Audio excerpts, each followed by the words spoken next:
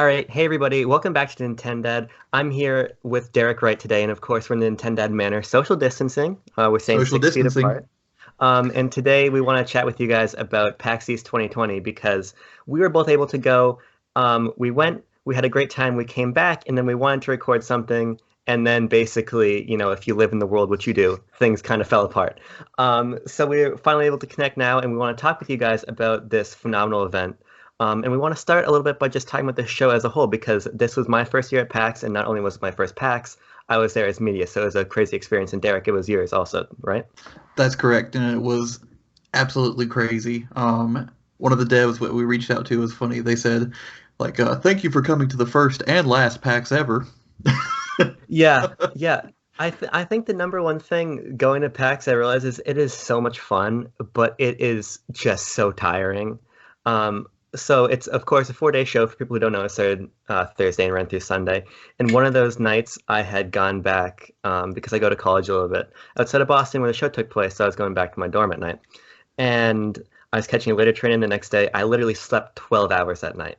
I have rarely been so exhausted because it was just so much fun, and we were there covering games, meeting people, and having a great time. So we're going to start by talking a little bit about the show overall, and then we're going to talk about some specific games we've played, share our highlights, and then talk a little bit about the future of Nintendad and PAX. So Derek, the show overall, it's hard to sum up something this big and this fun, but where would you start with that? First, it was an unreal experience.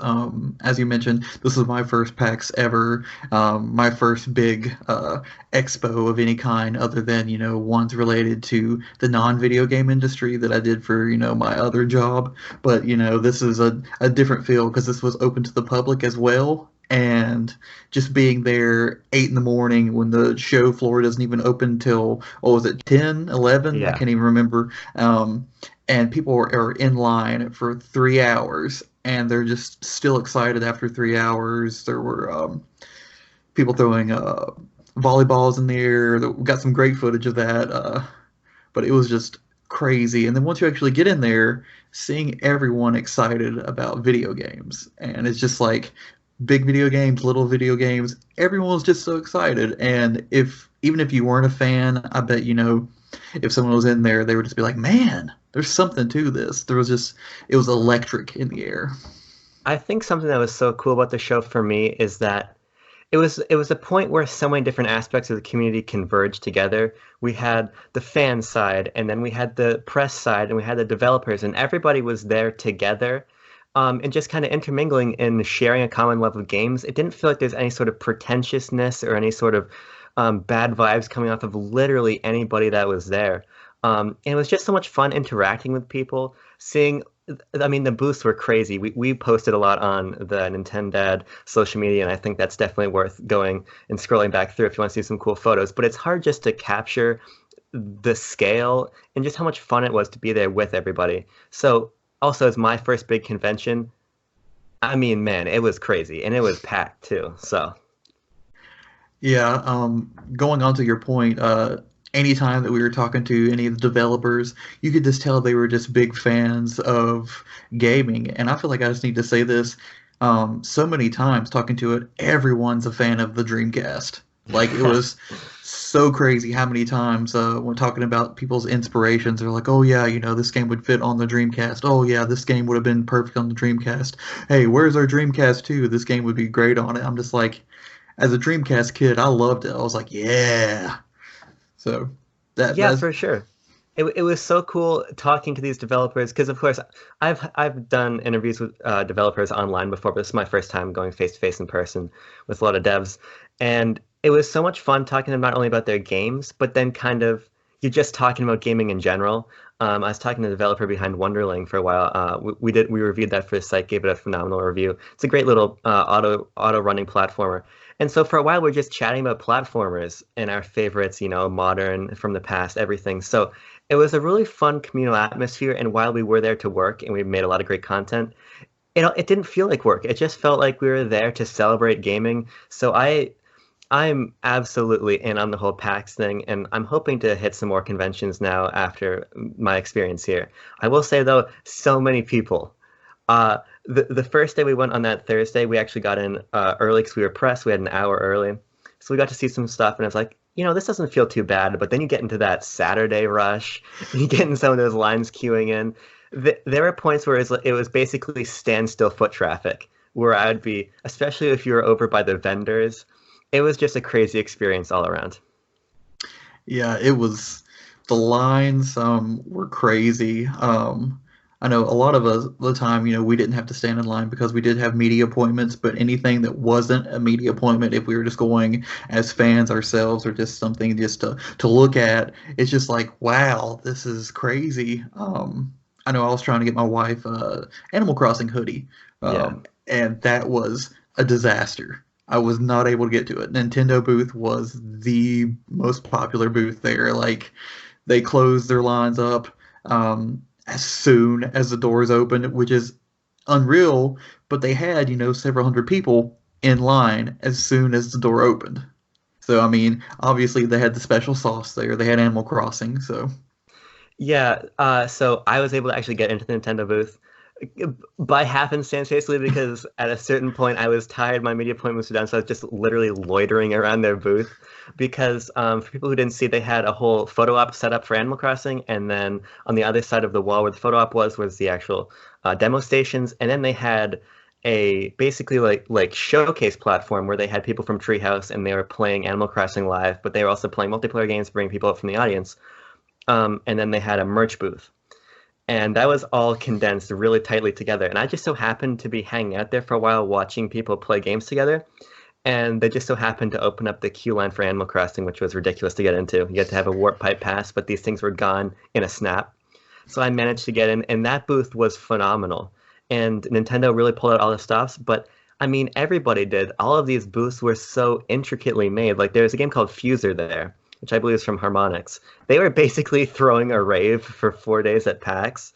Um, it's this humongous rhythm game, and people were going nuts for it. There was just always something happening. It was literally impossible to get bored on the show floor. yeah, and they had multiple DJs and multiple big name people there, which I'm not sure when, but I think one day Xavier Woods might have been over there from WWE fame and also Up Up Down Down Gaming. I believe that's where he was, and I know he was at PAX, and I was just sitting there looking for him the whole time. Never found him. But oh my gosh, Fuser, every time I walked by, like you said, a rave, constantly had somebody there DJing. So when we get into the highlights, I think we're both going to talk about somebody we met together. But did you get to meet anyone else while you were there, just walking around like Xavier Woods or anybody? I didn't. I think my biggest like fanboy to me was just like hanging out with one of the devs of Streets of Rage 4. Hmm. Just because I'm a huge Sega fan, as I mentioned with my love of Dreamcast. Genesis was one of my first big consoles. And just sitting back with this dev, I was like, okay, this is like one of the biggest games coming out this year on like the indies or like the medium scale, but he's just such a cool guy, and like I literally talked to him for an hour about his favorite Sega games, what he wants to do.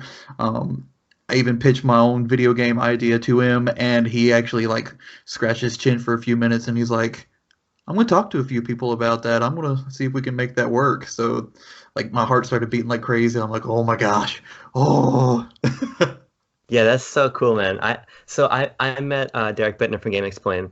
I actually got to go up, shook his hand, we talked for a little bit. Really, really cool guy, really down to earth. It was super fun getting to talk to somebody I've looked up to for so long in the industry, and then it was kind of a real surreal moment for me being coming up to him not only just as a fan but as a fellow member of the press, and we were talking a little bit about games we'd seen and stuff we were still going to see. So that was really cool. Also, Kit from Nintendo Minute. I didn't talk to him, but during two different games I was playing, when I was playing Bacon Switch and Panzer Paladin, he was there with the Nintendo Minute crew filming. So I haven't checked, but it's very possible that in a bunch of Nintendo Minute B-roll, I'm there doing demos. I wish I had run into him when I wasn't actually in an appointment because I would have loved to go up and meet him. The other person I saw but didn't get to talk to was Anti. He's a huge Smash player. He was hanging out over by the Nintendo booth for a little bit, but he was with a bunch of his friends, and then they went off before I could say anything. But that was really cool. So just all these different people coming together was phenomenal. Yeah, and definitely. Now our first day there, our biggest moment for me, we were checking out Wonderful 101, and it was just kind of like on a whim. All of a sudden, I looked over and I saw Atsushi-san, and I was like, "Oh, hey, can we get a picture with him?" And my mind went blank, and one of the devs was like, "Oh, you mean Kamiya-san?"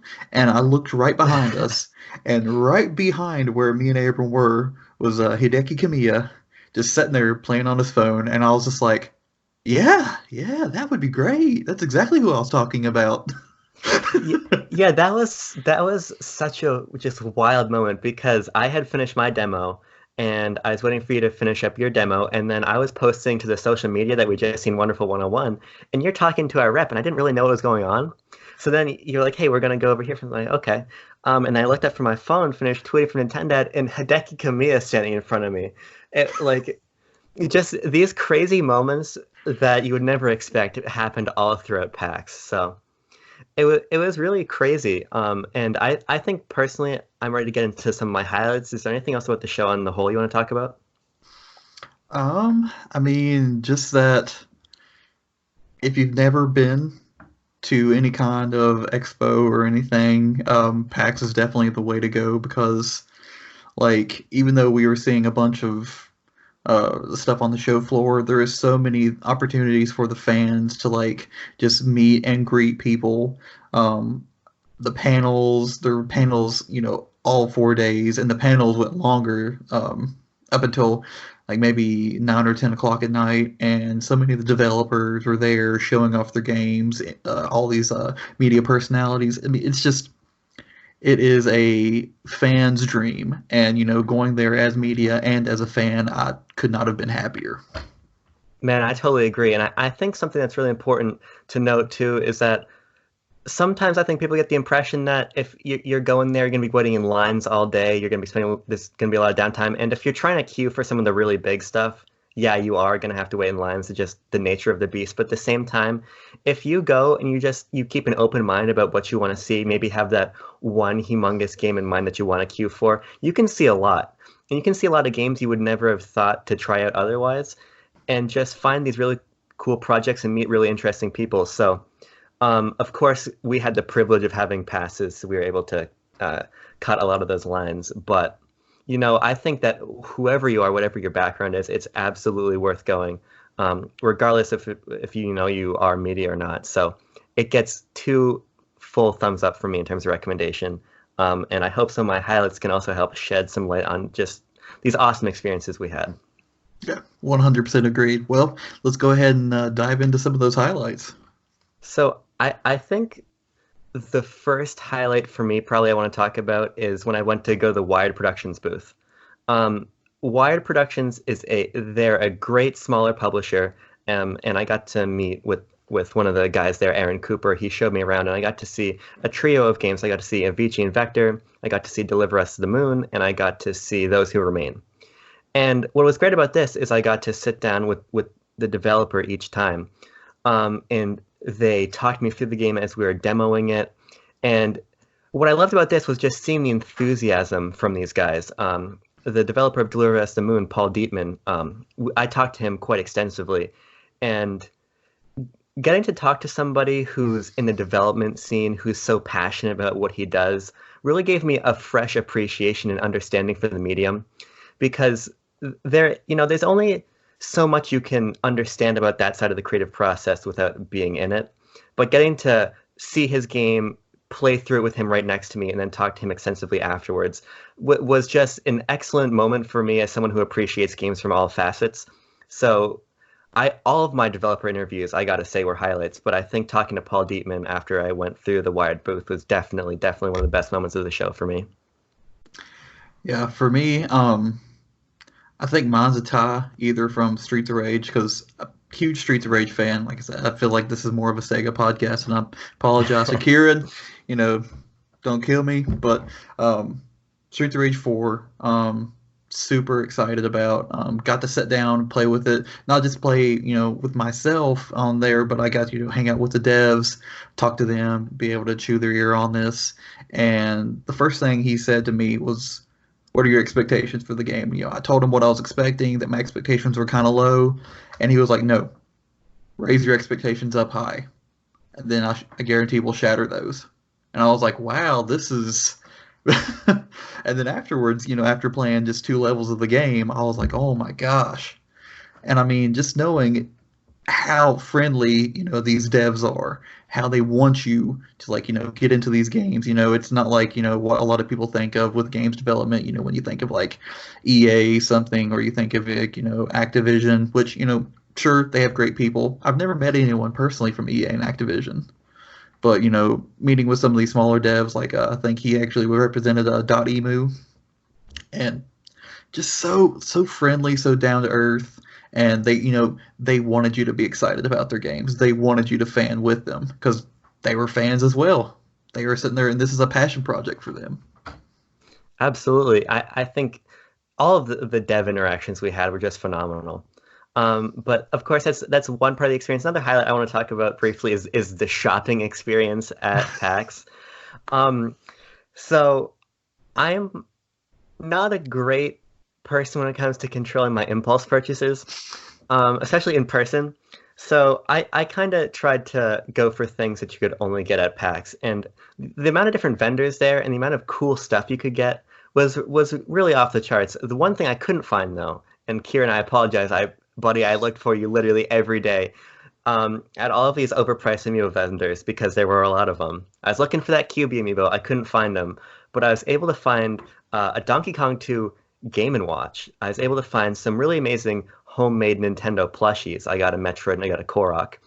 I was able to get a complete new in-the-box copy of Four Swords Adventures with the link cable. There's just so many different facets to the PAX experience, whether I was just walking around the show, going to these vendors, seeing games. I just loved how I could always be doing something. And, even if I had to be very careful about the ridiculous con prices on a lot of stuff, getting to supplement my phenomenal game appointments with my phenomenal pickups just made the whole experience so much fun. And every day I'd go back and I'd show my girlfriend what I bought. And, did I feel a little bit bad about the prices on some of the things I bought? Maybe. But I thought they were very cool. So, just getting to do all of that stuff too at PAX was great. Yeah. Adding to that, one of my best experiences actually was waiting in line for a game, and I was sitting there, and I was just there's these 2 guys that were behind me, and they were talking about games, and they were talking about their excitement for stuff, and one of them mentioned, they were like, "Yeah, I need something new to play," and I was just like, got on the whim, and I was like, "Okay," because I was replaying Wonder Boy and the Dragon's Trap. Phenomenal game, and I was just like, "Hey, When you say that." yes. So I was just like, "Hey, have you ever played this?" And they're like, "No, what's this?" And I was just like, "Okay, I'm gonna take a whim." I let them mess with my Switch and play it, and I was telling them a little bit about the game and all this, and they're like, "Oh my gosh, this game came out on the Switch?" And and they're like, "When?" And I was like, "It came out in 2017, right around launch." And they were like, "I've never heard about this game." So I'm pretty sure, they were super sold. And then we just started talking about, games they were into. And it was just really awesome to have these conversations because a lot of times in the real world, I don't necessarily interact with a lot of people that, play the same type of games as me or just play games in general. I have a few good friends that play games, but that's about it. So being able to just meet a perfect stranger and be like, "Hi, I love video games," and they're like, "Hi, I love video games too." That was pretty awesome. Those moments were so cool. Like when I was queuing for Animal Crossing, I just so happened to be queuing with this guy. He's a YouTuber, Jigsaw Flex. He does Nintendo content, and we're about the same age. So I just started chatting with him. because we were in line there together. And we ended up talking. We queued for about an hour to get into Animal Crossing. Didn't feel like that at all because we were just chatting about games. We were chatting about college, all of this stuff. You're able to meet so many interesting people at PAX because you all have that common interest and such a great jumping off point into the conversation. And while we were definitely talking a lot more, even, the people that were in front of us and behind us, we talked with them about Pokemon a little bit too. Everyone was just so approachable. And another person I met that was very cool, Dan, he runs an account on Twitter called Dan's Nintendo Feed. He's been in the community for a long time. He's been in posting on various accounts, various forums for about 11 years now. And I was able to sit down with him and chat about his outlook on things. What he does, very interestingly, is he posts about Nintendo news every hour. So if you want some guy who's on Twitter who is constantly on there, very positive, very friendly face in the community, I think he deserves a lot more attention than he gets. So Dan's Nintendo Feed, if you search that up, you'll find him. I got to chat with him quite extensively over 2 days of PAX, and that was another highlight for me. So just these connections I got to make were all phenomenal. That's awesome. Yeah, I actually follow that guy, so that's really cool to know that. Yeah. I'm wondering so many times, like when I was passing through there, I was like, I wonder how many people, actually follow. And it was really cool. I met Steven from Switch Player magazine Cool. when I was demoing Helheim Hassle. All of a sudden, like he just came over and he's like, "Did you say Nintendad?" And I was like, "Yeah." He was like, "Hey, I'm Steven from Switch Player." He's like, "I think we follow each other." And I was like, "Oh, hey." So it was really cool being able to like meet someone that I already like follow on Twitter, and it was a really cool interaction with them. It was rather brief. We just kind of like said our hellos and stuff, and then like went back and we were both like doing the demo together. So that was really cool. But I mean, it was one of those things like, huh. It's like I've never actually met someone that I've followed on Twitter before, and it was, like a very just positive interaction. Definitely something like, because I always imagine, meeting someone in real life that them on their online presence would be kind of awkward just because of the way that, social media and the internet works. But then having that experience be, extremely positive, just very bright, very bright. Yeah, absolutely. I think all of that stuff's great, but of course, I went to PAX because I want to play so many awesome games. Yes. I think I want to talk about now a couple games that were the highlights of the show for me. Um, so the first one I'm going to touch on very briefly because it's out now, and basically it's consumed our staff, it's consumed Twitter, it's consumed all of the Nintendo community. I got to play Animal Crossing New Horizons there, and I'm going to make sure I put links to our PAX coverage in the description of this video, but going to play Animal Crossing was so much fun, queuing up there, getting to go hands-on with the game, do the photo ops. I got a picture with Tom Nook. I sent that around to everybody I know. A lot of people I know from college who don't play video games got a picture of me standing next to Tom Nook. They're like, "Who is that big raccoon man?" I'm like, this is very cool. It doesn't matter if you don't know who it is. That getting to play the game and seeing how special it was going to be, I knew this game was going to be huge. I didn't anticipate it was going to be as big of a phenomenon as it is right now. I think stars aligned in both positive and negative ways that kind of gave this game the perfect opportunity to shine. But that was definitely my first highlight. I want to talk about some of the other ones in a little bit more detail because those games aren't out yet, but that was definitely great to see. Yeah, I didn't get to play it there, but I definitely been enjoying it. That's been consuming my wife's Switch currently. I think one for me that I was excited for, but I didn't realize how good it was going to be. Panzer Paladin, and I know Abram, you got to play it as well, right? Yes. And I had the opportunity to sit and chat with the developer. But for those who don't know, this is a beautiful 8-bit style game, influenced by Mega Man and by Blaster Master and a little bit of Voltron, if you ever watch Voltron, because they have the paladins. They're the people that ride around in Voltron, and you're this little person like in Blaster Master who controls this giant robot, and it's this really cool mech. But you go through, you have breakable weapons, enemies drop weapons, and you can like throw weapons. You can use the weapons for magic, and there's just a lot of cool stuff going on there. So that was one. I think it's coming out this year. I know I'm super excited for that. Yeah. So, I mean, there are a lot of 8-bit platformers on Switch that harken back to, especially games like Mega Man, Blaster Master. But this one stood out to me in terms of just how polished it was And like you touched on very briefly, it's got this really interesting weapon mechanic where weapons are used for different purposes and they do break. So there's an interesting metagame there about when you throw weapons to use them to kill enemies, but then you lose them. It's interesting how certain points of level you have to stab down a weapon into the ground to progress. So how you juggle your weapons, I think, adds an interesting element to this fairly traditional experience. But it's an experience that is so polished and so visually stunning that I didn't have an appointment for this game. I just happened to see that they had an open demo station. I went up and introduced myself. And I'm super hyped for this game. So that's a great highlight. Yeah, that one. I loved it. All right. What you got next for us, Abram? I think I want to hit you with the one non-Nintendo game I played. Okay. But I think this is still going to really appeal to the Nintendo audience, and I'm hoping it comes eventually, and that's Tunic from Finji. Okay. So I guess most pertinent to our audience, Finji put out Night in the Woods on Switch. And essentially, Tunic, if you've been following it, it's a Zelda game with a fox, pretty much. To the point where I brought back the promotional materials and I was showing my girlfriend. She's like, "Oh, I didn't know there's a new Zelda game coming out." Well, I was like, "Well, that's not Zelda. Actually, it's Tunic." And what's interesting about Tunic is that largely it plays like a 2D Zelda game, but it's got more of an isometric view to it. So it incorporates some elements actually of 3D Zelda, especially in the way that the combat feels.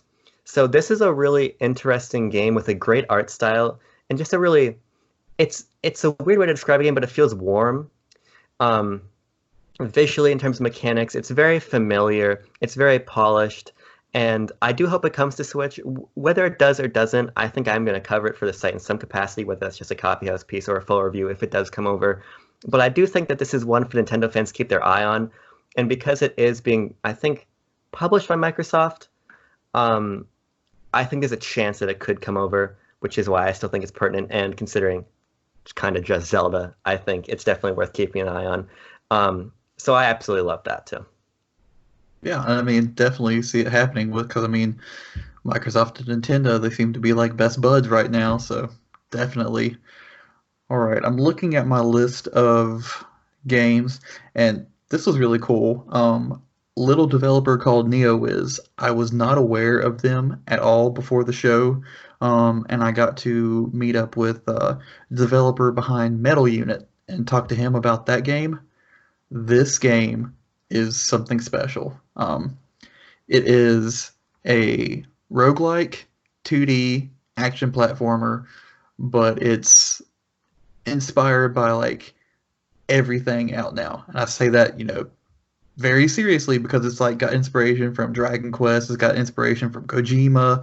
I mean, their logo for Metal Unit actually looks like the Kojima logo. Like, they even said, they made sure like to try get that as close as possible. And I loved it. It was a like hard as nails platformer with a lot of action in it.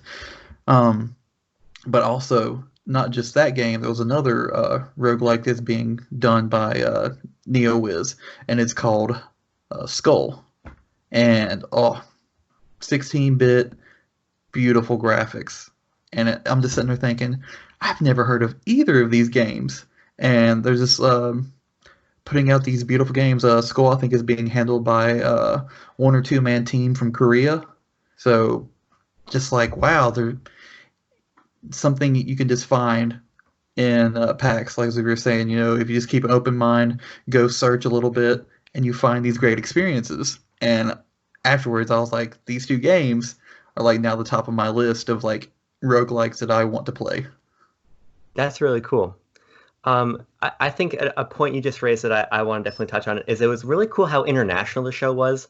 There were so many games from so many teams around the entire globe, and that was really cool to me to see how just international the game development community is. So that was really cool. And a game that I saw from an international team was Liberated. Liberated has been shown off a little bit in various Nintendo Directs, the indie showcase ones, and essentially Liberated is it's a playable comic book in a lot of ways, because what's really fascinating about the way the game is set up is you transition from panel to panel. So some panels of the comic book are purely story beats, and sometimes you make some choices, but they're purely story beats. But then as you transition into some panels, then you go into gameplay, and the gameplay essentially, if you played My Friend Pedro, that's a great way to think of it. It's a twin stick side-scrolling shooter. I think that the gameplay is a little bit rough around the edges in terms of how enemies come onto the screen, which can sometimes result in you taking unfair damage from people you can't see yet. But again, the game is early, so I bet these things are going to get sorted out. But the gunplay is so punchy, and the story is so interesting. It's a very dark and gritty game. It feels a lot like a mix of inspirations, whether we're talking about 50s film noir, whether we're talking about some of the great Frank Miller and Jeff Loeb Batman stories, if anyone's familiar with comic books. It was just a mix of inspirations that spoke to me in a really personal way. So I'm super excited for that game when it launches on Switch. It's coming out this year, so that's definitely one to keep an eye on. Nice, yeah. No, I loved My Friend Pedro. Reviewed it for the site, gave it a great review. Now, one that sold me that was unexpected was Nirvana, as I actually had not played Valhalla yet, and just want to give a shout out to the team over there because after I told them that, they sent me a code for Valhalla, so thank you for that. You're great. But Nirvana, for those who aren't aware, is another bartending simulator. Steampunk, whereas Valhalla was set in, more of the blue collar crowd. Nirvana is all about the high class, and you get to hear the problems, and you get to hear society on the high class, and just having that, seeing the differences between the two now, it's very interesting because in the first one, Valhalla, they didn't actually have real alcohol. You had all these synthetic things to make drinks. And, so it was like, okay, this is not necessarily like making a real drink because you put 5 bits of this chemical in there, 4 bits of this chemical in there, and then you have, you add your alcohol component into it, and boom, you have this. But where that was more of a side piece to listening to the stories, because, it is a visual novel, great. Well, they've upped the ante, made the pixel art even better, but then they do have the actual real aspect of, hey, we're teaching you how to make drinks, if that's, something you want to know, because actually there was a rich people, so they can't afford the real alcohol. But it was just very cool to see how polished it was and to see what all they've added, especially after, like, playing through the game of Valhalla and going to Nirvana. I'm like, wow, that they've made it like this completely new thing. That's really cool, and I got to edit your piece for that when you're putting out that hands-on. I thought it was really interesting how you talked about how it opened you up to a genre you hadn't really paid a lot of attention to before. And I think another highlight for me was Avicii and Vector, which is a rhythm game, and these really aren't my forte. I was joking with Aaron Cooper when he was showing me the game that basically my love for rhythm games goes about as far as Donkey Konga, and that's it. It actually was funny that I brought that up because it turns out Aaron Cooper is a humongous Donkey Konga fan and won some tournaments back where he lives playing Donkey Konga. So that was a fun little bonding moment. But Avicii and Vector is this amazing and euphoric and beautifully assembled rhythm game that pays homage to Avicii, who is a phenomenal EDM composer who tragically passed away a couple of years ago. And the way that the game synthesizes his music with this gameplay is it's mesmerizing. And I found myself, even though this isn't my forte, and I got to play 3 tracks during my demo, by the time I was in that 3rd track, I was just in the zone and I didn't want to stop. I just wanted to keep playing it because essentially the 3 different phases of every track, you are controlling a spaceship and you're flying in different ways. The mechanics change slightly. They're largely similar. It's what you kind of expect. You're going to be hitting the right buttons that correspond to the notes. You're going to be flicking the stick to move around a little bit to get in the right lanes to hit the notes. But it's just such a tactile and well-executed game. And also, because tragically Avicii did take his own life, I think something that's really important to note about this game and is, as someone who is also touched by mental illness, I really appreciate the fact that Wired Productions is going a step beyond, and part of the proceeds from this game's Switch release are going to various mental health charities, not only the charity set up by Avicii's family, but also Safe in Our World, which is specifically a gaming community mental health charity. So I think not only is it a phenomenally built game, it's a game with great messaging and great purpose. So getting to play that really touched me on a lot of different levels. So that was definitely another highlight of the show for me. Yeah, and that's awesome. That's something that, I feel like more people need to be aware of with the mental health, because I understand I also have mental health concerns. So, I mean, I feel like, that's more and more common with life. But to keep things a little bit more on the happy side now, moving on. Hmm. I know you probably remember this. When Sony originally pulled out, everybody was, freaking out.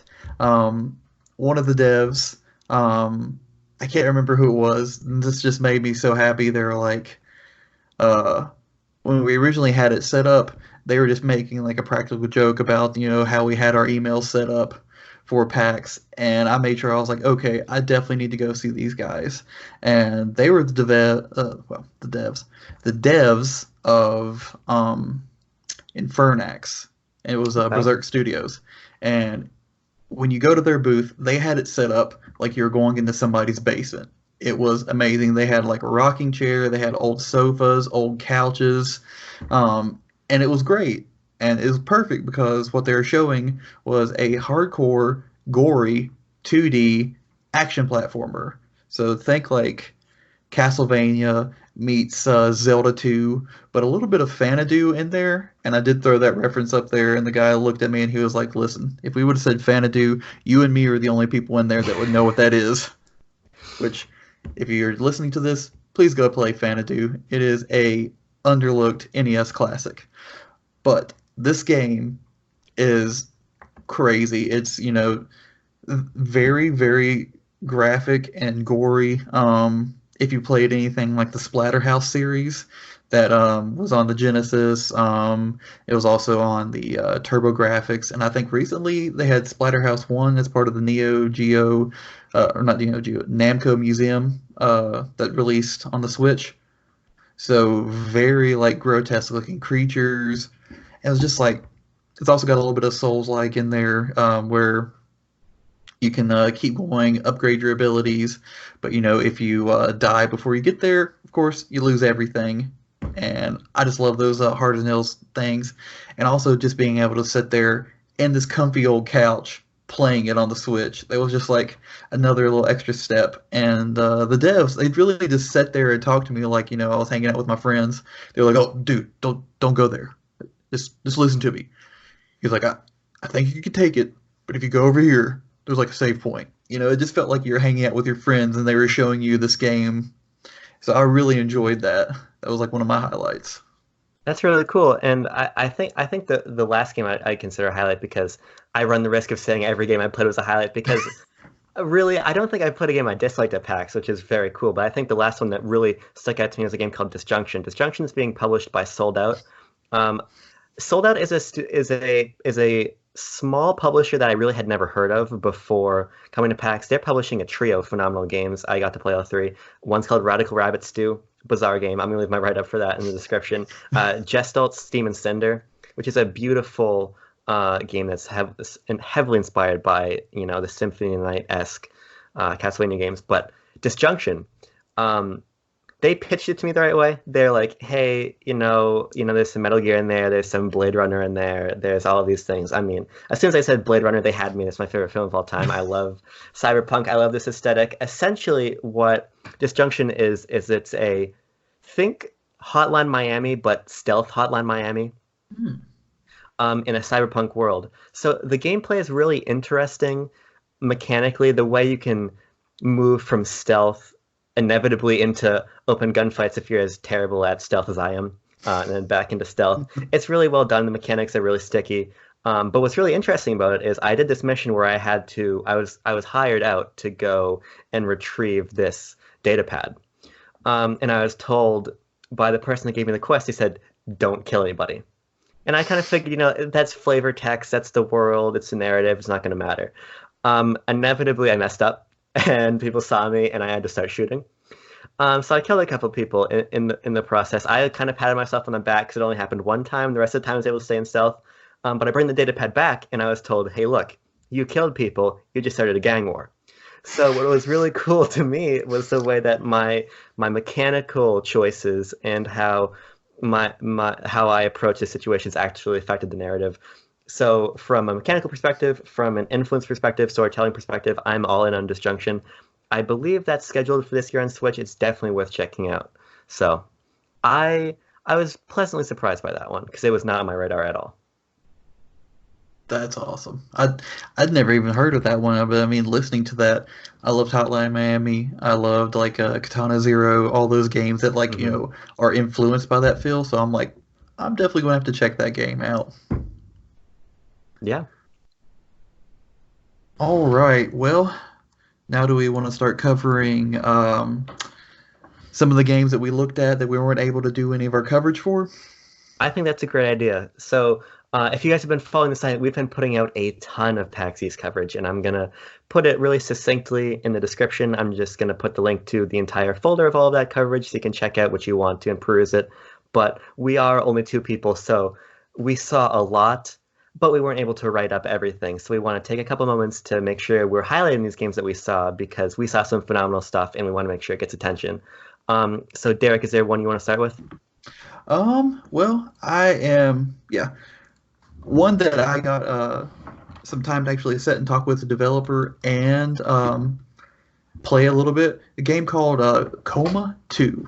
I Okay. never played the original Coma game, but it was a Korean style horror platformer inspired by a lot of the Korean form of manga. I think it's pronounced manhwa is their version of it. So when speaking to one of the developers on it, he was telling me that they look at a lot of the inspiration into what makes Asian horror, Korean horror scary, and it always revolves around a lot of teenage dramas sometimes or school dramas. And in this one, you find yourself as a minor character from the original game, and they're being chased by, I believe her name was Miss Singh, and Miss Singh was kind of like this deranged killer from the first game, but now Miss Singh has this twin sister. So you have these two people going around with the extremely long slit smiles. I cannot remember what they're called at this moment. But yes, and you can like hide in lockers, you can hide under desks, and your sound plays a big part on that. And you're just constantly trying to get out, and it is beautifully animated. Like I said, it looks like a comic book that's been come to life, and it's not for the faint of heart because I was looking for the special agent who had been sent in to the other world or whatever it was called to find me, and I later found them strung about in multiple different locations within the same room, and it was a very, very graphic game. But as a horror fan, I loved it. I was able to finish the demo after dying only a few times. Uh, the Sings they were very nimble, and if you weren't very quick with the controls, I think I was playing it on the PC version because I didn't have the Switch version. Had very limited availability, so I just jumped in on a PC copy of it. But it's very great. I'm not sure if it's coming out this year, if it's coming out next year, but it is something to look into. And for people that are interested in it, Coma, I think it's the first one is out on the Switch, and it's only I think about $15 or $20, so it's not something too pricey. Cool. I'm gonna piggyback off your horror vibe here, and I want to talk about Those Who Remain, which is another game from Wired Productions. Those Who Remain is a really fascinating first-person narrative-driven horror experience. And what's interesting about this is the enemy of the game, from what I could see, was shrouded in mystery. We don't know what it is, but what we do know is that it lives in the darkness. The game is mostly black and white, um, and in the darkness, you don't want to go there because as soon as you step out of the path of the light, these people grab you and you're just killed. So it becomes a little bit of a puzzle experience as well as a narrative experience as you're following the thread from the main protagonist who is looking for some people. You don't really know what his motivations are quite yet, but what I liked about this game is the way that its central horror gimmick of the enemy being in the shadows, it not only scares you, but it also acts as a really subtle way to guide the player as to where they're going. So you're going to be going from light source to light source, and there's a point where I was interior in a house and I didn't know where to go. But there were different light switches, so I found myself very organically being able to explore the world because I had to, okay, I want to get over here, but to do that I need to be in the light because as soon as I'm in the darkness, I'm going to get killed. So I had to get to the light source, find the switch, and move kind of very methodically. And it's not forgiving. Literally, you get out of the light, you're dead. I Oh thought wow. I thought I could get a little bit cheeky and kind of go through a shadow really quickly. No, you definitely cannot. So if you're looking for something that's very mysterious, that's definitely dark. I mean, both visually because the game's in black and white, but in terms of subject matter, it's definitely an interesting horror experience. I thought it definitely subverted my expectations a little bit in the way that it uses its horror gimmick to move the player forward and make narrative and exploration come together and feel really satisfying. I'm not sure if I'm personally going to check out the full game because that's just not the type of experience I'm into. But for people who do like horror games, I think this is definitely one to check out. Nice. Okay. Looking at my list, I was trying to see if there was anything that was close to that. Um, a different type of horror would be the Ministry of Broadcast. I'm not sure if you're Okay. okay. Yeah. I say a different type of horror because it deals with kind of like a dystopian universe, something like my mind is running blank on all of these references. 1984, something like that. But you play as this person who's going to be put through a basically like a game show. And I didn't get that far into my demo yet. I spent a good 20 minutes with it, and it was just really interesting because it plays like old action platformers from like I think they were saying like the original Prince of Persia with the way that it Okay. jumps, and it was just very artistic, and it was a very dark game because one of the puzzles had me to release someone from a cage, let them fall on a spike pit so I could walk across their dead body to get to the other side. And it was just like that all the way through, but it was also very unforgiving. If you didn't shimmy down a wall and you just jump right down, you would die instantly. Just because, like a real person, if you try to jump down somewhere it's like 30 feet in the air, you're probably going to break your legs. So you would probably need to, like, shimmy down one level at a time. So I definitely like that. But yeah, it was just a very, very different kind of platformer. Very heavily focused on puzzles. And I think that is coming later this year. Cool. If we're talking Prince of Persia's aesthetic and we're talking some good action platforming stuff, I'll talk very briefly about the new Shantae game, which I got to go hands on a little bit with because I stopped over at the WayForward booth. So Shantae and the Seven Sirens just got an announced release date. I believe it's coming pretty soon. The Shantae games are great. They're Metroidvania games, and they have a long lineage starting back in the Game Boy Color. I'm not the biggest Shantae fan. I've jumped in and out of the series. I've played Pirates Curse quite a bit, and I've played Half Genie Hero to some extent. But jumping into Seven Sirens, I was really impressed by how smooth everything felt and how great the game looked because the whole game now is hand drawn. And it's absolutely gorgeous and things animate well. And I find that sometimes in these hand drawn games, hitboxes can be a little bit strange, but everything felt really precise here. And platforming was great, very responsive. I was dropped kind of in the middle, so I wasn't really sure what was happening. But the powers I did have at my disposal were really fun to use, and I think fans of the series are going to eat this up. And I just think it's going to be a great addition to the ever-growing list of Metroidvanias on Switch. Not too much more to say past that.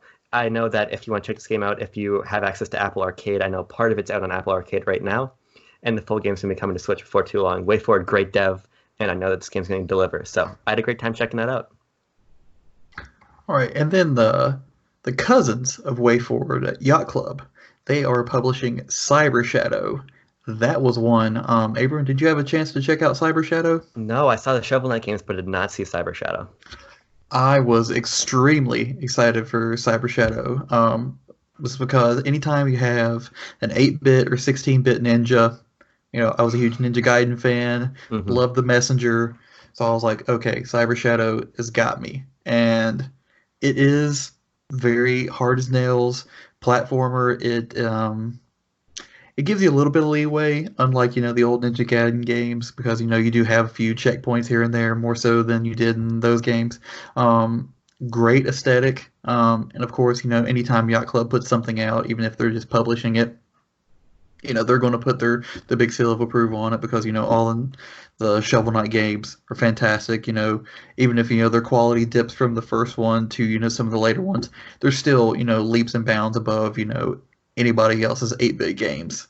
So I was definitely enthused by it. I played through 2 levels, ended with a nice giant boss battle. And, 8-bit boss battles, they always have giant sprites that are heavily detailed. So something I think it's also scheduled for this year, unless something happens with a delay.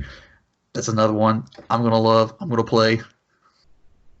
That's very, very cool. I know I wish I got to check it out because I like a good platformer. I've never gotten into Ninja Gaiden. I've tried Ninja Gaiden very briefly and promptly decided it wasn't for me. Um, but the It's a aesthetic tough of one. Cyber Shadow, yeah, the aesthetic of it, and of course Yacht Club saying that this is worth putting their name on. I mean, that's big for me. Another game I got to play that I really liked was Deliver Us the Moon. I talked briefly about it because I got to talk to Paul Dietman very extensively about it. Essentially, Deliver Us the Moon is another narrative exploration game that takes place in the near future when things on Earth just aren't going that well.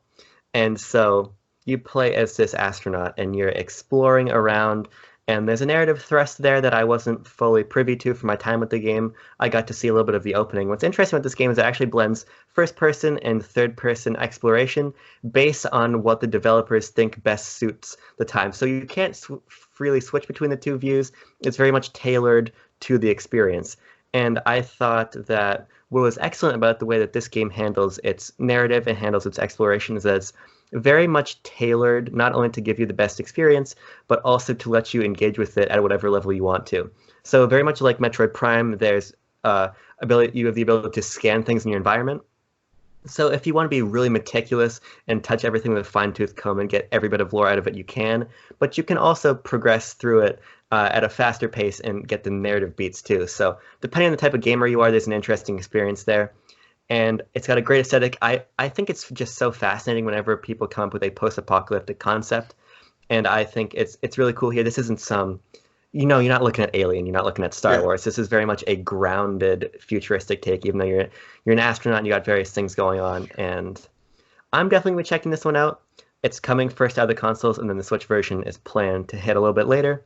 But I had a great time with it as a big sci-fi fan. It was definitely up my alley. So I'd keep that one on your radar too. If you want to play it sooner rather than later, though, I believe that the PS4, Xbox One version is coming fairly soon. It's already out on Steam and scored very, very well. I believe it's sitting at a 9 out of 10, Paul told me. So it's Oh, definitely, wow. definitely worth checking out. All right. Well, the next one for me, I was able to sit down with Super.com and see 2 games with them, but the one that really stuck with me was a game called Raji. It was on the show floor, and it was a story about this young Indian girl who had her brother stolen or taken by a former demigod or a former god, and it dwells deep into Indian lore, Indian myths, dealing with their gods. And I just thought that was very interesting because, as I don't really know much about Indian culture, Indian lore, other than, knowing about Shiva. So I was like, okay, so it goes deep into it. And it was an isometric action game. It felt very much like, the Indian God of War. I feel like that sells it very short, though, because it was something deeper than that. Um, she is on this quest to find her brother who had been stolen, and the Indian gods see her, and they see her as devout. So they were like, okay, we're going to give her the strength, we're going to give her powers, and it's very, very well done from what I've seen. You could tell that, and I think it's made by an all Indian team as well, so they're really putting their heart and soul into it. And I wish I would have had more time with it. I was able to sit through and play through a small section of it, maybe about 15, 20 minutes of it. And I was like, man, this game, it's something special. And I know we say that a lot of this, and really, it's like you said earlier, Abram. We didn't really see a bad game, but Hmm. this one, I just feel like since you don't really see much about Indian culture, other than a few Bollywood movies here and there that pop up on Netflix, but actually seeing something that delves deep into their gods, their religion, and talking about how almost in like a way that like Jason and the Argonauts or something like that, where you have the gods coming down and helping or interfering with this warrior that's been chosen, and I just thought that was a nice little breath of fresh air into the constant thing that we get with Greek gods or Roman gods. I'm like, okay, this is something I have not really seen anything about, so let's go. I wish I had something with a little bit more of a narrative thrust to follow it up with, because I gotta say the next game I want to talk about is basically it's a Qbert type platformer called Dodo Peak. Um, and Dodo Peak is this really fun and very simple platforming title where you essentially, the title says it all. You play as a dodo and you're going down these Qbert-esque levels, and you have to pick up these little birds and bring them back up to the top. It's a very simple experience. It started out on Apple Arcade, but it's very tactile. It's got a lot of great personality. And I think what's great about the Switch is, of course, you can take games anywhere. But sometimes I feel like sometimes devs forget that you got to also scale your experience, not only in terms of where you're playing it, but the type of game it is. So some games, even though you can play them portably, they're not suited for that type of experience. Dodo Peak very, very clearly is. This is a type of game where you can hop into, play a level very quickly, and jump out. I loved its presentation. I thought its mechanics were very simple, but very tactile. There's not that much to say about it. I'm not expecting this game to be particularly pricey when it comes to Switch, but I do think that it's polished enough that it's worth picking up. I don't know if you're familiar with this game, but Totes the Goat. Um, Yeah. it gave me Totes the Goat vibes. It reminded me a lot of. Unfortunately, I'm blanking on that developer's name right now, but Mutant Mud's Zeo Yeah. Drifter. Oh boy. Well, See doing some this. research. Yes.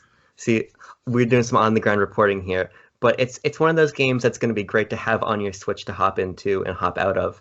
But it's not going to be anything super substantive. But I think that these small experiences are great on the console. So Renegade Kid. There we go. Renegade Kid, yes, Renegade Kid. All their games are great, by the way, and they're on sale if you're watching this soon. I think you can get the Mutant Muds collection for literally $1.50. $1.50.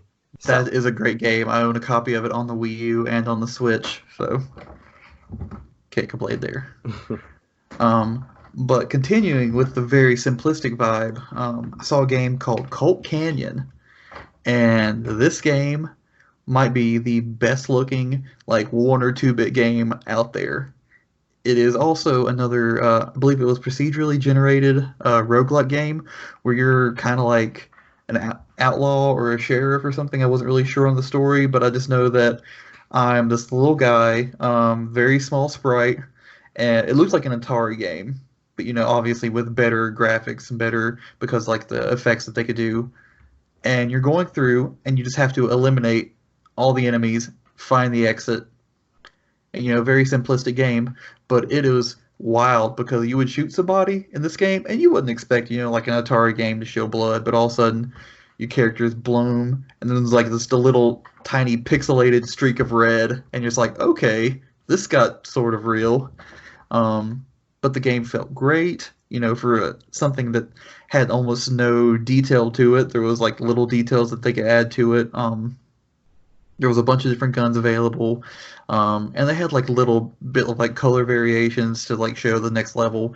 So you could tell that even though this was just a smaller title, they were trying to make it something special, make it something unique, and I just enjoyed that because how many times have you been able to say I played a 2-bit isometric like shooting game? That's just yeah. something that people don't make anymore. I think so. I have one more game to talk about, and it's actually great to talk about that because it's another roguelike, which, by the way, it's really interesting to me to see all the different ways that roguelike games are interpreted. And I think that the last game I saw, the Red Lantern is a great example of this because it is a roguelike game, but it focuses more so on its narrative than a lot of these types of games do. Essentially, you're the head of a ski dog. You have a team of ski dogs, and you go out to Alaska to live a life in the wilderness.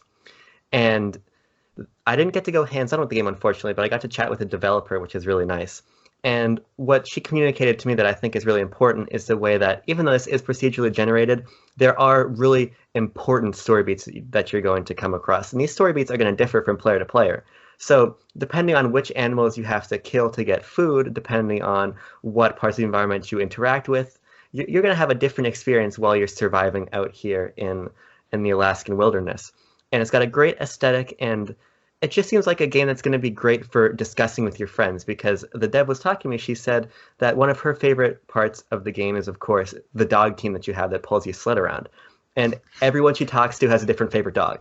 So she says there's going to be a lot of opportunity for you to talk about your favorite dogs, the story beats you come across, the different choices you have to make, because, maybe you got to kill that moose even though you don't want to because you need the food to survive.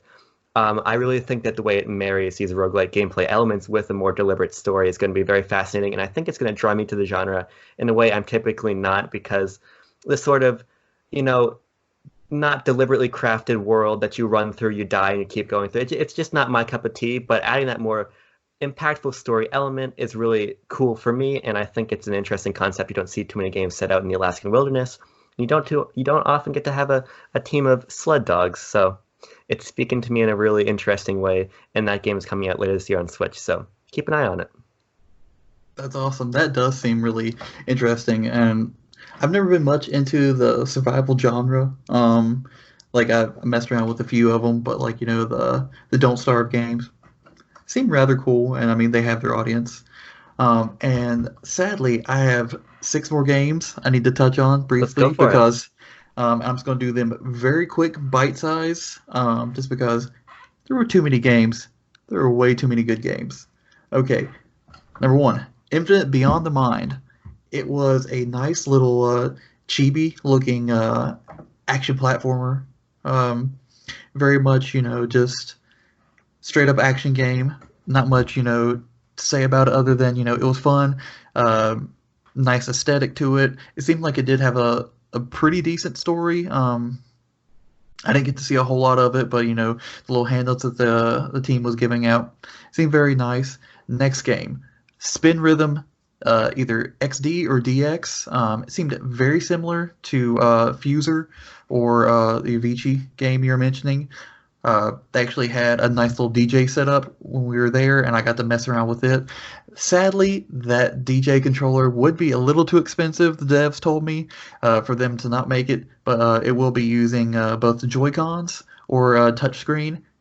It was nice. They had a great set of music in there, so if you like EDM, if you like techno, dubstep, great in there. All right, number 3, Bite the Bullet. Bite the Bullet was a great Metal Slug slash Contra slash Metroidvania game that involves eating everything that you kill, which is the weirdest thing ever, because if you eat stuff that's too heavy and fat, your character will get very large, will get very slow, but they can take a lot of hits. But if you have a very good protein heavy lean meat, which is weird saying because you're killing mutants and aliens and eating them, your character will be beefy, buff, and be able to jump higher, run faster. But it was nice seeing that, really challenging, beautifully designed, and it seemed like it's going to actually have like a lot of different skill trees and stuff in it. Okay, next one, Helheim Hassel. Mentioned it briefly earlier. It was done by the same team that did Manual Samuel, so if you're there with that, and it takes place concurrently with Manual Samuel, apparently. I think Death was in the first one. This one is Pestilence, who takes over, and you are someone that did not want to be part of Valhalla, did not want to go to Ragnarok. There we go.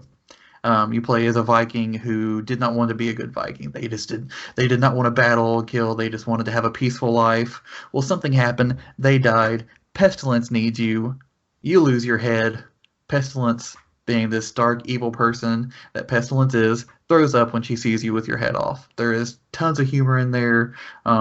Really good puzzle platformer, all about using your different body parts together, which is very weird, being able to throw your head around and be able to use that. Second to last game that I saw was Alchemist Adventure. I believe that was the title. It was a working title from Super.com, and it was a action RPG isometric. And it was still very early. They didn't actually have it on the show floor. That was in a private meeting with Super.com. But the story is heavily influenced by Full Metal Alchemist. So if you're an anime fan out there, be excited because Full Metal Alchemist, my favorite anime of all time, and the story is heavy with, loss and death. Sadly, I didn't get to see much of the story other than that the main character, she loses her husband and her child. I'm not sure if, they're both dead or if something just happened to them, but she's on a quest for revenge. And lastly, like to give a shout out to the people at Toei Productions, because sadly I was not able to meet up with them, but they did give me a nice press kit that had a bunch of different games on there. I'm just going to give a shout out to my favorite one on their press kit, and it was a game called, I believe it was Rising Hell? I just had it pulled up. Yes, Rising Hell, and it was a roguelike, but with vertical platforming. So each stage is very up and down, very vertical. Nice little aesthetic. Very dark. I mean, I think it takes place in hell, so of course it's going to be dark. But very cool. And Abe, I think that's it. That was quite the list of games you just shared with us.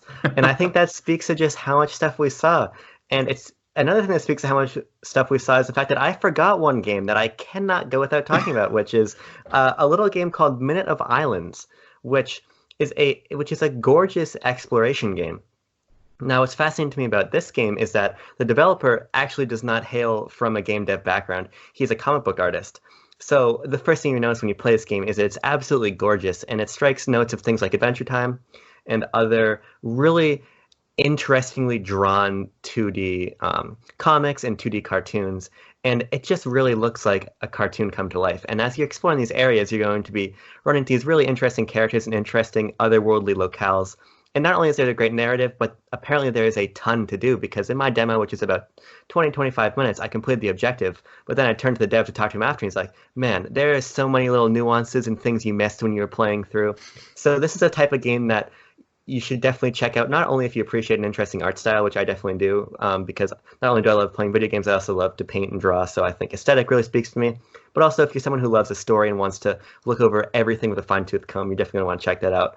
But as I run through my mental list, that completes mine, and you completed yours. So what I want to do really quickly is just thank every single developer that took time out of their busy day to talk to me, talk to you, and just show their game and share their passion with us, because it really was phenomenal. And it's really hard to understate or overstate one of those two. PAX is getting to me. It's possible to just properly express what it means to get to see these people and see their hard work. Because when you buy a game and you play it, you get to appreciate it, but you don't get to appreciate it in the same way as when you get to talk to these people and understand what's going on in their mind as they're making the game in the pre-production phase, what it means to them to see the game actually come out. I asked a lot of devs, what does an event like PAX mean to you? And you got all kinds of things. For some people, it was, getting to see their work finally playable, this thing that they've spent years of their lives on with their team. For some people, it's getting to meet their community. It was just a really amazing experience from all different facets. So I think I definitely want to extend a humongous thank you to everybody that spent time to talk to me. I mean, me of all people, I got to go and see their stuff. So it was really a special weekend. Yeah, no, I want to mirror that completely. Just big thank you to all the devs out there, all the publishing teams that we talked to, everyone that was just willing to, come by, give us a fist bump, give us a little elbow or something, keeping everybody safe, even before the craziness was going on. But I mean, yeah, just seeing that, being able to have those interactions and just seeing these people light up talking about their own product, it just makes you appreciate the game that much more. So Derek, I got a question for you. Okay. You going to PAX next year? If everything clears up, I would love to go to PAX next year. That's exactly where I'm sitting too. So I think what we wanted to both talk about a little bit is kind of wrap this up with what we do differently next year and what we definitely want to think about moving forward. This is not only going to help us probably get to share some humorous things with you guys, but also maybe give you a sense, if you're interested in going to PAX next year, what you should do a little bit differently. And I think what I want to start with first is I'm going to get a hotel near the venue because you were very smart. You're coming from out of town and you got a place that was really close. Now, PAX is held at the Boston Convention Center. I go to college outside of Boston, so I said, "Oh, it's no big deal. I'm gonna go back there, save the money from the hotel, take the train in every morning, gonna be totally fine." Well, trains through the MBTA on the weekend are very not reliable. So next year, because the show floor is so busy, you really want to spend every moment you can there to get the full experience. And I found myself, unfortunately, spending a lot of time twiddling my thumbs, waiting on trains, waiting on buses. So my number one note for next year is I'm gonna get a place very, very close to that venue. Yeah, that's one thing I was very, very excited about. The hotel I stayed at was the Omni Parker, and thankfully they had a shuttle, so I was able to literally get up, walk out of the hotel, jump on the shuttle, and then get to the convention center. If I didn't want to wait on the shuttle, it was only a 30-minute walk. So I mean, I was right there in the middle of town. Something that I would do differently. I saw, around 35 games over a 4-day period. I definitely would see a few less. I definitely would want to space out my meetings more because I can't tell you how many times I would be just sitting down with somebody, getting to talk to them for a few moments, turning on the game, realizing that it's already been 45 minutes and I have to leave to get to the other side of the convention center for another meeting. So it's just something, time management was something that I had no idea. I was like, oh yeah, I have an hour between these meetings. I'm Yeah. gold. Um, so I did okay with my scheduling. There's some moments where I could have done better, but there was a different resource I didn't manage properly, and that was food and water. Um, so one thing you're gonna find when you go to PAX is that there are food options. You're gonna find drinks. You're also gonna be paying $7 for one hot dog. So next year, I'm definitely gonna be coming a little bit more prepared. And it's also important to note that you're gonna be on your feet like all day. So hydration is very key. So I did okay with the hydration, but the food, yeah, I kind of rolled up to the venue with like a granola bar, maybe. And then I kind of just ate at random times of the day. I spent a ridiculous amount of money on not very many hot dogs just because it was easy and I could grab them. So I'm gonna plan that a little bit better next year for sure. Yeah, to add on to that, the first 2 days there, I was like, yeah, I'll just get food here, and I ended up spending $8 on a turkey sandwich. That is, like you would make in your kitchen, something nothing special, and $5, $6 on a bottle of water. By the third day, I realized that there was a Walgreens right down from my hotel. So I would get one of those liter bottles of water, and I Hmm. would get two of the like protein bars, and I would just snack on those throughout the day. And I learned, yes, this is a lot easier spending, $5 in the morning, $6 in the morning, and being able to have enough snacks and stuff for the whole day. Because, as we stated, we were there from some days 8, 9 in the morning till about 6 or 7 at night. And if you want to, like, if you're eating there 2 or 3 times, you're spending, 20, $30, and you're not getting much food. I mean, it's a little bit harder to swallow when you've just left the vendor where you spent $70 on an import copy of the DMC trilogy, and then you got to go buy yourself your hot dog. So Exactly. managing your time and everything is very important. And one thing I did well this year, which I'm happy about, and I advocate very strongly, is get a map, print it out, figure out where things are, because the show floor is amazing. It's also very complicated until you get a feel for it. By about the third day, I knew where everything was, but definitely mapping things out was super helpful. One aspect of PAX I didn't really get to tap into this year, which unfortunately again was a function of having to take trains and everything. The show floor closes at 6, but PAX isn't over at 6 because there are so many panels that happen. And I didn't get to go into any panels, which is unfortunate, but there's a couple I really wanted to go to. Like, I don't know if anyone follows them, but Ace Watkins is the satirical gamer president.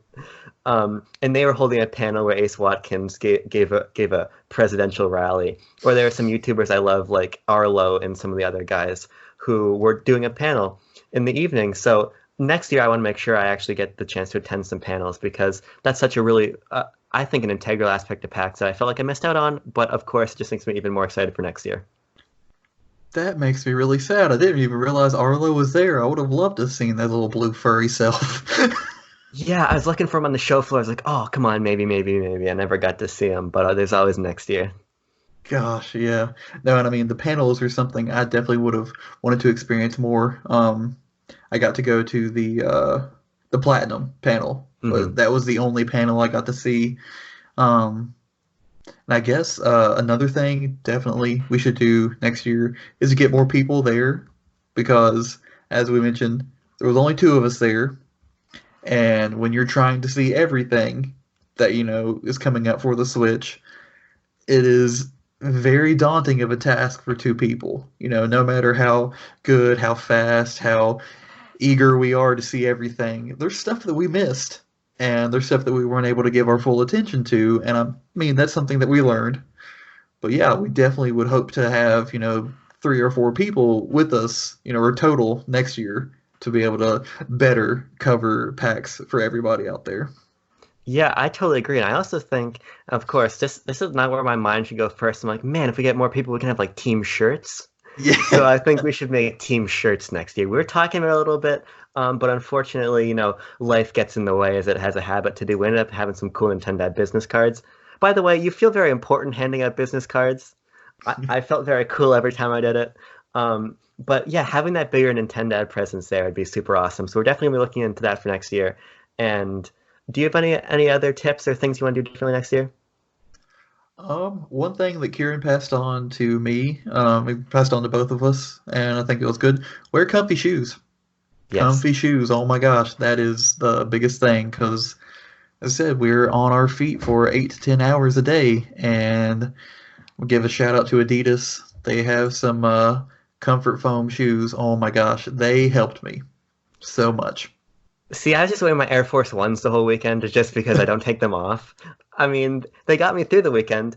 It was actually funny. One of those nights was my 6 month anniversary with my girlfriend, so I came back and I put on dress shoes afterwards.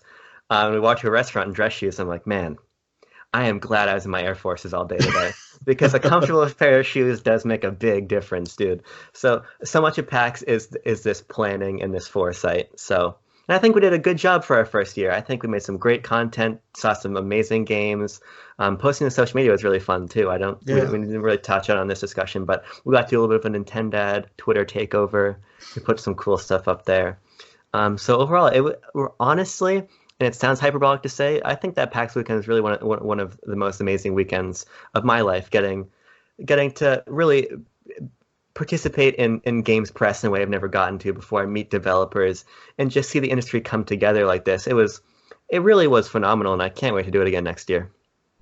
Yeah, same. And it's one of the biggest events on the East Coast. So definitely, travel for it. I, flew. I'm from Virginia, so I made the trip up there, and it was one of the coolest highlights in my gaming career. Like just being able to be a part of it, even if I wasn't, media. If something were to happen, to where I would just walk away from Nintendo, I would still go next year. That's no thing at all. I would definitely go as a civilian and be just as happy because there's so much magic that happens at PAX, and there's just so people are friendly, to everyone, and I love it. It's something special. You'll go and you'll see so many amazing games, and you'll just have so many moments you're always going to remember. Um, So yeah, I think that's basically all I have to say. We've been going for about an hour and 20 minutes. We could keep talking all night because it really was a weekend just chock full of stuff. But what I can say is, again, thank you very much to all the developers, the publishers who took time to meet with us. Thank you to the audience for, participating with us, coming along on this trip with us, following us on social media accounts, checking out what we were doing, checking out the posts we put up. It's really been a great reception to all this content. We do it for you guys. We had an amazing time ourselves, but knowing that not only did I have this amazing experience myself, but I was able to impart that onto the Nintendo community and give you guys a glimpse into what's upcoming really was humbling for me, and it was an amazing experience. So I want to thank everybody involved. Yeah, I couldn't have said it any better. So yeah, guys, with that said, thank you very much for checking out our little special PAX discussion here. If you want to keep up with Nintendad, of course, we're going to link all of our socials in the description. Search at Nintendad. You're going to find us, nintendad.co.uk. Go check out all of our content. We're going to have a ton of links down there for your perusal pleasure. I hope you guys have a great day. I've been and continue to be Abram Buhner, and Derek is here too. And I want to thank you, Derek, for hopping on and spending, an hour and a half talking with me about PAX. So thank you, guys. Yeah, thank you. It's been a pleasure. And as April said, I'm Derek, and we love PAX. See you guys. See ya.